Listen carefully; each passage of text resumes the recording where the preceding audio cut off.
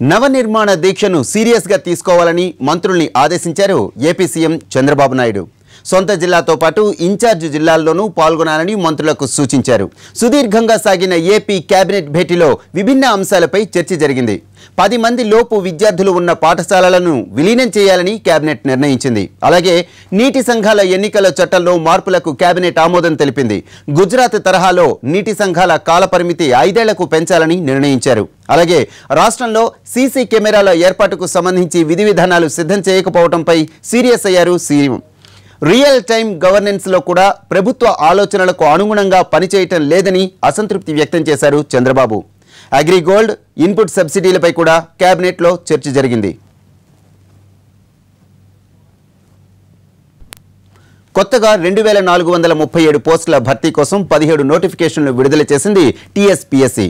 మరో 2 రోజుల్లో గురుకుల నోటిఫికేషన్ల కీ విడుదల చేయనున్నట్టు చెప్పారు టీఎస్పీఎస్సీ చైర్మన్ ఘంటా చక్రపాణి. గ్రూప్ 2కు సంబంధించిన ప్రక్రియ మొదలైందన్న చక్రపాణి 15 రోజుల్లోగా ధ్రువపత్రాల జాబితా వెబ్సైట్లో ఉంచుతామన్నారు. గ్రూప్ 1, గ్రూప్ 2లో ఎంపికైన అభ్యర్థుల జాబితాను రేపు వెబ్సైట్లో ఉంచుతామని వెల్లడించారు.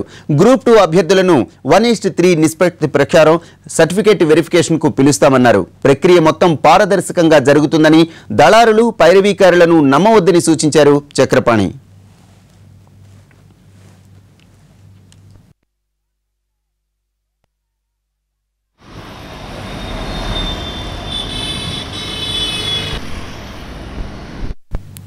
హైదరాబాద్లో బయటపడ్డ భూ కుంభకోణంలో రెవెన్యూ అధికారుల ఇళ్లపై దాడులు ముమ్మరం చేసింది ఏసీబీ. హెచ్ఎండిఏ పరిధిలోని సబ్ రిజిస్ట్రార్ల ఇళ్లలో వరుస దాడులు చేస్తున్నారు. హైదరాబాద్ టీఎన్జీఓ ప్రెసిడెంట్ సయ్యద్ ముజీబుల్లా ఇంటిపై దాడులు చేసిన ఏసీబీ అడ్డగోలుగా రిజిస్ట్రేషన్స్ చేసినట్టు గుర్తించింది. ప్రస్తుతం వల్లభనగర్లో ఇన్ఛార్జ్ సబ్ రిజిస్ట్రార్గా పనిచేస్తున్న మహబూబా ఇంటి ఆస్తులు, ధృవపత్రాలు, పాస్ పుస్తకాలతో పాటుగా భారీగా నగదును స్వాధీనం చేసుకున్నారు అధికారులు. రాజధానిలో వెలుగు చూసిన భూ అక్రమాలపై ఇప్పటికే 3 సబ్ రిజిస్ట్రార్స్ పై వేటు వేసింది ప్రభుత్వం.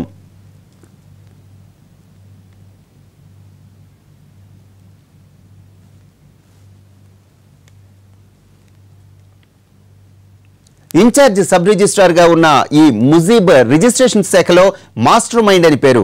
హైదరాబాద్, సికింద్రాబాద్ జంట నగరాలతో పాటు రంగారెడ్డి జిల్లాలోని రిజిస్ట్రేషన్ ఆఫీసుల్లో ఎలాంటి పని ఉన్నా, ఎంత కష్టమైన సెటిల్మెంట్ అయినా చేస్తాడని పేరు. ఈ 2 జిల్లాల్లో రిజిస్ట్రేషన్ ఆఫీసుకు వచ్చిన వివాదాస్పద కేసుల్లో మెజారిటీ ఈ ముజీబుల్లా తీసుకొచ్చినవే అంటారు. రెవెన్యూ మంత్రి తాను సన్నిహితులమని నమ్మించడంతో తన పని ఈజీ చేసుకున్న ఈ ముజీబ్ వారి నమ్మకాన్ని నిలబెట్టుకోవడానికి అసాధ్యం అనుకున్న వాటిని సుసాధ్యం చేశాడు. అందరికీ వాటాలు పంచి రిజిస్ట్రేషన్ల శాఖలో తన పట్టు నిలబెట్టుకుంటూ వచ్చాడు.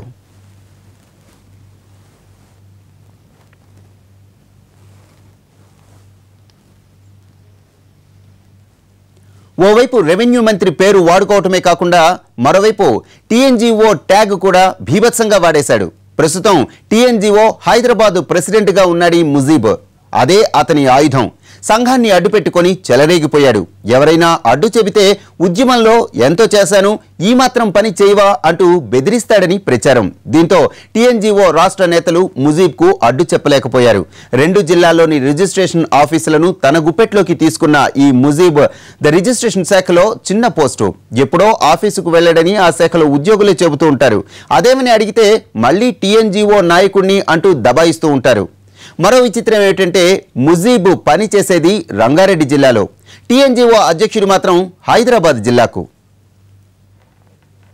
భూ వివాదాలను సెటిల్ చేయటంలో ముజీబ్ స్టైలే వేరు. నాంపల్లిలో ఉద్యోగ సంఘానికి ప్రభుత్వం ఇచ్చిన ఆఫీసే ఈయన గారి దందాలకు అడ్డా. హైదరాబాద్లోని ప్రతి రిజిస్ట్రేషన్ ఆఫీసులో ముజీబ్ తన మనిషిని పెట్టుకున్నాడు. నాంపల్లి ఆఫీసులో కూర్చొని డైరెక్షన్స్ ఇస్తూ వ్యవహారం నడిపిస్తూ ఉంటాడు. రంగారెడ్డి జిల్లాలో రిజిస్ట్రేషన్ ఆఫీసుల్లో ఎవరైనా మాట వినకపోతే టీఎన్జీఓ లీడర్ని అంటూ బెదిరిస్తాడంటారు. రోజు ఆఫీసుకు 20 కాస్ట్లీ కార్లు వచ్చి వాలాయంటే ఈయన గారి సెటిల్మెంట్ల తీరు ఏ రేంజ్లో ఉందో అర్థం చేసుకోవచ్చంటారు సహచర ఉద్యోగులు. రెండు జిల్లాల్లోని రిజిస్ట్రేషన్ శాఖలపై పట్టు. దీంతో ఉద్యోగ సంఘ నాయకుడి నుంచి పొలిటికల్ లీడర్గా మారాలని నిర్ణయించుకున్నట్టు సమాచారం. 2019 ఎన్నికల్లో ఎమ్మెల్యే అయ్యేందుకు అవసరం అయినంత డబ్బు కూడా కూడబెట్టినట్టు ప్రచారం జరుగుతోంది. అయితే ఈలోపే రిజిస్ట్రేషన్ శాఖ మీద ఏసీబీ దాడులతో మొత్తం వ్యవహారం బయటపడింది. ఇంకా ఇలాంటి వారు రిజిస్ట్రేషన్ల శాఖలో చాలా మంది ఉన్నట్టు సమాచారం.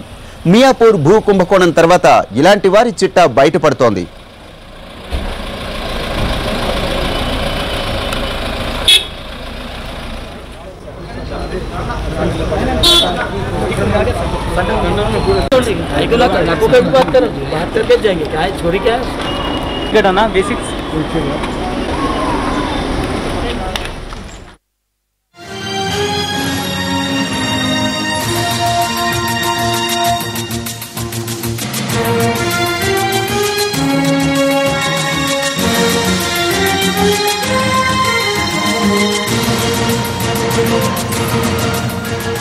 మియాపూర్ భూ కుంభకోణం బయటకు తీసింది ప్రభుత్వమే అన్నారు తెలంగాణ మంత్రి కేటీఆర్.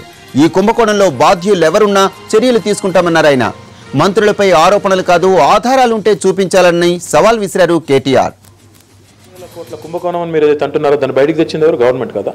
మా ముఖ్యమంత్రి గారు స్వయంగా తనంతట తానుగా ఒక లోపం ఉంది అనగానే దాన్ని కనిపెట్టి దాని తీగలాగి డొంకంతా కదిపి ఈరోజు అందులో ఉన్న వారందరినీ బయటికి తీసి మొత్తం మీడియా సమక్షంలో ప్రజల సమక్షంలో జరిగిన అవినీతిని బయటపెట్టింది మీడియా కాదు, ప్రతిపక్షాలు కాదు కదా, మేమే కదా ప్రభుత్వంగా. అంటే ఈ ప్రభుత్వానికి ఉన్న ఒక మంచి లక్షణం ఏంటంటే, ప్రజాస్వామిక లక్షణం ఏంటంటే, జరుగుతున్న లోటుపాట్లు సవరించుకోవాలనే ఒక ప్రజాస్వామిక లక్షణం స్ఫూర్తి ఈ ప్రభుత్వానికి ఉంది. కాబట్టి భయపడకుండా ఎవరిని దాచే ప్రయత్నం చేయకుండా తప్పు చేసిన వారిని ఎక్కడా కూడా ఉపేక్షించడం లేదు. జిహెచ్ఎంసీలో నాలాల పుడికతీతలో కొంత ఇబ్బంది జరిగిందంటే 13 మంది ఇంజనీర్లను అరెస్ట్ చేసి జైలుకు పంపింది ఈ ప్రభుత్వం. మాకెవరు మీడియానో ప్రతిపక్షాలు చేయలేదు అది. కాబట్టి నేనేమంటా ఉన్నా అంటే, ఎస్, అవినీతిని జీరో డౌన్ చేయడం, అవినీతిని మినిమైజ్ చేయడం అనేది నిరంతరంగా జరిగే ప్రయత్నం. అది ఒక రోజుతో అయిపోయేది కాదు, లేదా ఫలానా తేదీకల్లా మొత్తం ఈ రాష్ట్రం అవినీతి రహితమని డిక్లేర్ చేసేది కాదు. డెఫినెట్గా నిరంతరంగా జరిగే ఈ ప్రయత్నం ఒక యజ్ఞంలో మీ పాజిటివ్ సపోర్ట్ కూడా కావాలని నా విజ్ఞప్తి. ఇప్పుడు దిగ్విజయ్ సింగ్ గారు ఏమన్నా ఇంకెవరేమైనా ఆధారాలు ఉంటే తప్పకుండా ప్రభుత్వం అన్ని చర్యలు ఎంత పెద్దవారున్నా ఉపేక్షించే అవకాశం ఈ ప్రభుత్వంలో లేదు. అది అందరికీ కూడా తెలుసు. ఆధారాలు లేకుండా అడ్డగోలుగా మాట్లాడితే అది మంచిది కాదు. ఆధారాలు ఉంటే మేమే కదా ఈ జరిగింది, తప్పు జరిగిందని మేమే కదా బయటపెట్టింది. ప్రతిపక్ష నాయకులు ఈరోజు ఏదో మాట్లాడాలి కాబట్టి మాట్లాడదాం, మీడియాలో కనబడాలి కాబట్టి కనబడదాం, కొంతమంది మీద బురద జల్లి ఇందులో మంత్రులను ప్రభుత్వానికి కూడా ఏమైనా మకిలి అంటించేద్దామనే ప్రయత్నం ఏదైతే చేస్తున్నారో ఆ మిత్రుల దగ్గర ఏమైనా ఆధారాలు ఉంటే బయట పెట్టమనండి, తప్పకుండా దానికి చర్య ప్రభుత్వం తీసుకుంటుంది. 10,000 కోట్ల కుంభకోణం అని మీరు ఏదైతే అంటున్నారో దాన్ని బయటకు తెచ్చింది ఎవరు? గవర్నమెంట్ కదా. మా ముఖ్యమంత్రి గారు స్వయంగా తనంతట తానుగా ఒక లోపం ఉంది అనగానే దాన్ని కనిపెట్టి దాని తీగలాగి డొంకంతా కదిపి ఈరోజు అందులో ఉన్న వారందరినీ బయటికి తీసి మొత్తం మీడియా సమక్షంలో ప్రజల సమక్షంలో జరిగిన అవినీతిని బయటపెట్టింది మీడియా కాదు, ప్రతిపక్షాలు కాదు కదా, మేమే కదా ప్రభుత్వంగా. అంటే ఈ ప్రభుత్వానికి ఉన్న ఒక మంచి లక్షణం ఏంటంటే, ప్రజాస్వామిక లక్షణం ఏంటంటే, జరుగుతున్న లోటుపాట్లు సవరించుకోవాలనే ఒక ప్రజాస్వామిక లక్షణం స్ఫూర్తి ఈ ప్రభుత్వానికి ఉంది. కాబట్టి భయపడకుండా ఎవరిని దాచే ప్రయత్నం చేయకుండా తప్పు చేసిన వారిని ఎక్కడా కూడా ఉపేక్షించడం లేదు. జిహెచ్ఎంసీలో నాలాల పుడికతీతలో కొంత ఇబ్బంది జరిగిందంటే 13 మంది ఇంజనీర్లను అరెస్ట్ చేసి జైలుకు పంపింది ఈ ప్రభుత్వం. మాకెవరు మీడియానో ప్రతిపక్షాలు చేయలేదు అది. కాబట్టి నేనేమంటా ఉన్నా అంటే, ఎస్, అవినీతిని జీరో డౌన్ చేయడం, అవినీతిని మినిమైజ్ చేయడం అనేది నిరంతరంగా జరిగే ప్రయత్నం. అది ఒక రోజుతో అయిపోయేది కాదు, లేదా ఫలానా తేదీకల్లా మొత్తం ఈ రాష్ట్రం అవినీతి రహితమని డిక్లేర్ చేసేది కాదు.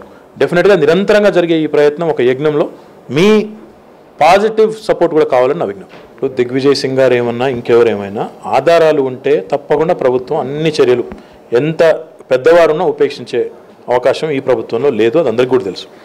ఆధారాలు లేకుండా అడ్డగోలుగా మాట్లాడితే అది మంచిది కాదు. ఆధారాలు ఉంటే మేమే కదా ఈ జరిగింది, తప్పు జరిగిందని మేమే కదా బయటపెట్టింది. ప్రతిపక్ష నాయకులు ఈరోజు ఏదో మాట్లాడాలి కాబట్టి మాట్లాడదాం, మీడియాలో కనబడాలి కాబట్టి కనబడదాం, కొంతమంది మీద బురద జల్లి ఇందులో మంత్రులను ప్రభుత్వానికి కూడా ఏమైనా మకిలి అంటించేద్దామనే ప్రయత్నం ఏదైతే చేస్తున్నారో ఆ మిత్రుల దగ్గర ఏమైనా ఆధారాలు ఉంటే బయట పెట్టమనండి, తప్పకుండా దానికి చర్య ప్రభుత్వం తీసుకుంటుంది.